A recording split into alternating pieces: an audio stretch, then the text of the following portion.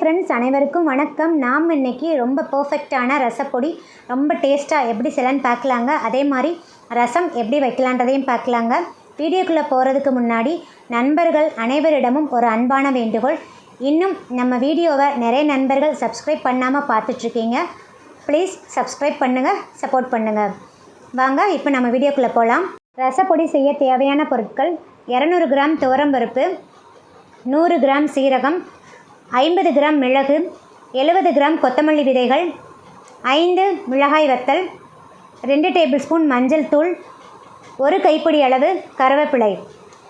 உங்கள் காரத்துக்கு தகுந்த மாதிரி நீங்கள் மிளகாய் வத்தல் சேர்த்துக்கலாங்க. மிளகு சேர்த்துருக்கிறதுனால நான் இன்றைக்கி 5 எடுத்திருக்கேன். 10 வரைக்கும் மிளகாய் வத்தல் எடுத்துக்கலாம். கடைசி வரைக்கும் வீடியோவை ஸ்கிப் பண்ணாமல் பாருங்கள். நெக்ஸ்ட்டு அடிகனமான கடாய் எடுத்துக்கோங்க. கடாயில் கொஞ்சம் கூட ஈரப்பதம் இல்லாமல் நல்லா ப்ரீஹீட் பண்ணிக்கோங்க. இப்போ ஃப்ளேமை கம்ப்ளீட்டாக சிம்மில் வச்சுருங்க. நம்ம சேர்க்குற பொருட்கள் எல்லாம் கருகக்கூடாது. அதனால் ஃப்ளேமை கம்ப்ளீட்டாக சிம்மில் வச்சுட்டு நம்ம எடுத்து வச்சுருக்கிற 200 கிராம் துவரம்பருப்பு சேர்த்து விட்டுருங்க. துவரம்பருப்பு நல்லா சிவந்து மணம் வர்ற அளவுக்கு வறுத்து விட்டுருங்க. துவரம்பருப்பு நல்லா வறுபடலைன்னா அந்த துவரம்பருப்புக்குன்னே ஒரு பச்சை சுமல் இருக்குங்க. ஸோ ரசம் பச்சை சுமல் அடிச்சுக்கிட்டு சாப்பிட்றதுக்கு நல்லாவே இருக்காது. ஸோ நல்லா சிவந்து மணம் வர்ற அளவுக்கு வறுத்து விட்டுருங்க. இப்போ பாருங்கள், நல்லா சிவந்துருச்சு. இதை நாம் அப்படியே ஒரு பிளேட்டுக்கு ட்ரான்ஸ்ஃபர் பண்ணிடுங்க. இதுக்கு மேலே வறுத்திங்கன்னா கருகிரும், ரொம்ப வறுபடக்கூடாது. இப்போ நம்ம ஒரு பிளேட்டுக்கு ட்ரான்ஸ்ஃபர் பண்ணிடலாம். நெக்ஸ்ட்டு அதே கடாயில் நாம் எடுத்து வச்சுருக்கிற 100 கிராம் சீரகத்தை சேர்த்து விட்டுடலாங்க. ஃப்ளேம் கம்ப்ளீட்டாக லோவில் தாங்க இருக்கணும். ரசத்துக்கே ரொம்ப தூக்கலாக இருக்க வேண்டியது சீரகமும் மிளகும் தாங்க. அதில் ரொம்ப அதிக அளவு தூக்கலாக இருக்க வேண்டியது சீரகம். ஸோ சீரகத்தோட அளவுகளை எல்லாம் மாற்றாதீங்க. 200 கிராம் துவரம்பருப்புக்கு 100 கிராம் சீரகம் அவசியமாக சேர்த்துக்கோங்க. அப்போ தான் ரசம் டேஸ்ட்டாகவும் மணமாகவும் இருக்கும். சீரகத்தை ரொம்ப அதிக அளவு வறுக்கணும்னு அவசியம் இல்லைங்க. லைட்டாக அதோட மணம் வரவும் எடுத்துடலாம். பாருங்கள், இப்போ லைட்டாக மணம் வந்துருச்சு. அவ்வளோதாங்க. ஸ்டவ் ஆஃப் பண்ண வேண்டாம். இந்த சீரகத்தை மட்டும் ஒரு பிளேட்டுக்கு ட்ரான்ஸ்ஃபர் பண்ணிடுங்க. அதே கடாயில் நம்ம எடுத்து வச்சுருக்கிற 50 கிராம் மிளகு சேர்த்துடலாங்க. மிளகும் அதிக அளவு வறுபடக்கூடாது. டப்புன்னு வெடிக்கிற அளவுக்குலாம் மிளகை வறுக்கக்கூடாது.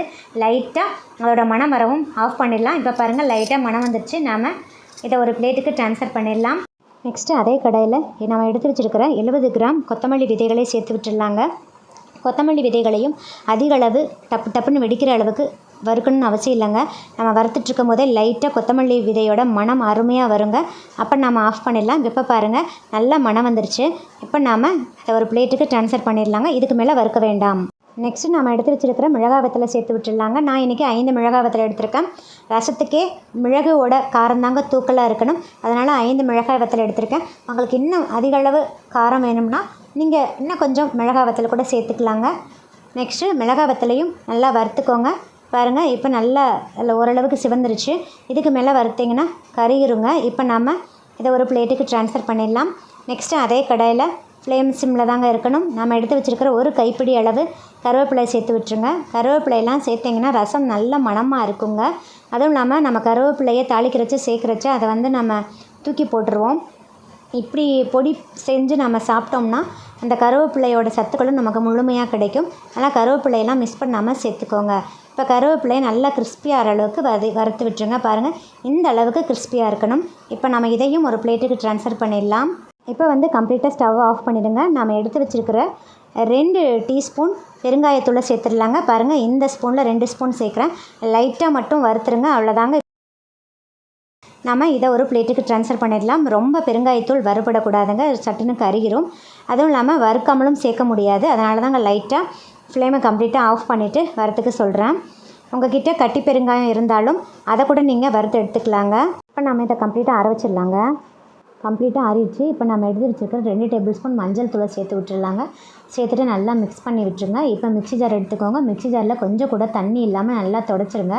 இப்போ நம்ம எடுத்து வச்சுருக்கிற பொருட்களை எல்லாம் அதில் சேர்த்து விட்டுருங்க. சேர்த்துட்டு அரைச்சிட்டு வந்துடுங்க. ரொம்ப கோர்ஸாகவும் அரைக்கக்கூடாதுங்க, ரொம்ப மையாகவும் அரைக்கக்கூடாது.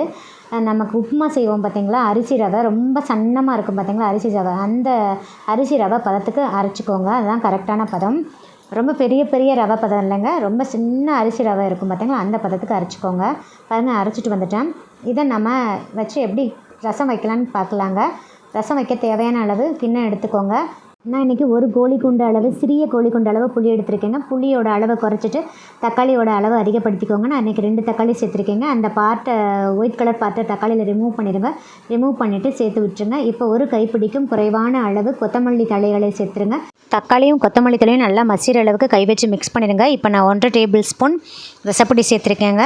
1/2 டீஸ்பூன் உப்பு சேர்த்துருக்கேன். இப்போ தண்ணி சேர்த்து விட்டுருங்க. தண்ணி சேர்த்துட்டு 4-5 பூண்டை நல்லா தட்டி வச்சுருக்கேங்க. தட்டி சேர்த்துக்கோங்க. அப்போ தான் நல்லா வாசமாக இருக்கும்.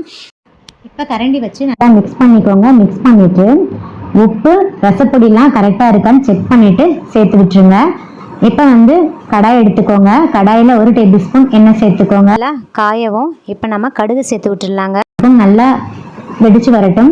இப்போ 1/4 டீஸ்பூன் வெந்தயம் சேர்க்குறேங்க. வெந்தயம் நல்லா சிவக்க வறுத்து விட்டுருங்க, இல்லாட்டி கசப்பு தன்மை கொடுக்கும். இந்த அளவுக்கு நல்ல வெந்தயம் சிவந்துடணுங்க. இப்போ 2 மிளகாய் வத்தலை கிள்ளி சேர்க்குறேங்க.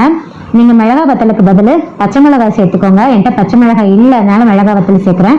பச்சை மிளகாய் சேர்த்தாதாங்க நல்ல ரசம் ஃப்ளேவராகவும் இருக்கும், அதே டைம் நல்லா டேஸ்ட்டாகவும் இருக்கும். கல்யாண வீட்டு ரசத்துலலாம் பச்சை மிளகாய் தாங்க சேர்ப்பாங்க. நெக்ஸ்ட்டு இப்போ கொஞ்சமாக கருவேப்பிலை சேர்த்து விட்டுருங்க. கருவேப்பிலை சேர்த்துட்டு கரண்டி வச்சு லைட்டாக மிக்ஸ் பண்ணி விட்டுருங்க. இப்போ 1/4 டீஸ்பூன் பெருங்காயத்தூள் சேர்த்து விட்டுருங்க. பெருங்காயத்தூள் சேர்த்துட்டு ரசத்தை இதில் சேர்த்து விட்டுடலாங்க. சேர்த்துட்டு ஃப்ளேமை மீடியமில் வச்சுக்கோங்க.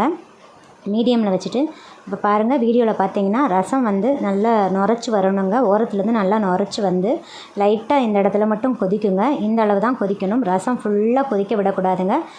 ஸோ இந்த அளவுக்கு நுரைச்சி லைட்டாக கொதிக்கவும் நம்ம இறக்கிடணும். இவ்வளோதாங்க. ஸ்டவ் ஆஃப் பண்ணிடலாம். ரசத்தை எப்பயுமே ஃபுல்லாக கொதிக்க விடாதீங்க. இப்போ நம்ம ஒரு பவுலுக்கு ட்ரான்ஸ்ஃபர் பண்ணிடலாம். பாருங்கள் ஃப்ரெண்ட்ஸ், ஃபைனலாக நம்மளோட கமகமன் வாசனையோட ரசப்பொடியும் ரசமும் ரெடி ஆயிடுச்சு. இந்த ரசப்பொடியை நீங்கள் 3லேருந்து 4 மாதம் கூட ஸ்டோர் பண்ணிக்கலாங்க. ஒரு ஏர்டைட் கண்டெய்னரில் ஸ்டோர் பண்ணி வச்சுக்கோங்க. நீங்கள் அதிக அளவு செஞ்சிங்கன்னா ஃப்ரிட்ஜில் வச்சுக்கலாங்க. ஃப்ரிட்ஜிலிருந்து எடுத்துகிட்டு கொஞ்சமாக ஒரு பவுலில் எடுத்து பக்கத்தில் வச்சுக்கோங்க. கிச்சனில் நீங்கள் அப்பப்போ எடுத்து எடுத்து போட்டு நீங்கள் யூஸ் பண்ணிக்கலாங்க. நல்ல ஒரு ஏர்டைட் கண்டெய்னரில் க்ளோஸ் பண்ணி வச்சாதாங்க அதோட ஸ்மெல் கூட போகாமல் அப்படியே நிறைய நாள் வரைக்கும் அப்படியே இருக்கும். 2 மந்த்ஸ்க்கு ஒரு தடவை ஃப்ரெஷ்ஷாக செய்கிற மாதிரி பார்த்துக்கோங்க. இந்த வீடியோ பிடிச்சிருந்தால் லைக், ஷேர், கமெண்ட் பண்ணுங்கள். மறக்காமல் சப்ஸ்கிரைப் பண்ணுங்கள். பக்கத்தில் இருக்கிற பெல் ஐக்கானை கிளிக் பண்ண மறந்துடாதீங்க. அப்போ தான் டெய்லி அப்லோட் பண்ணுற 19 வீடியோக்கள் உங்களுக்கு உடனுக்குடன் நோட்டிஃபிகேஷனாக சேரும்.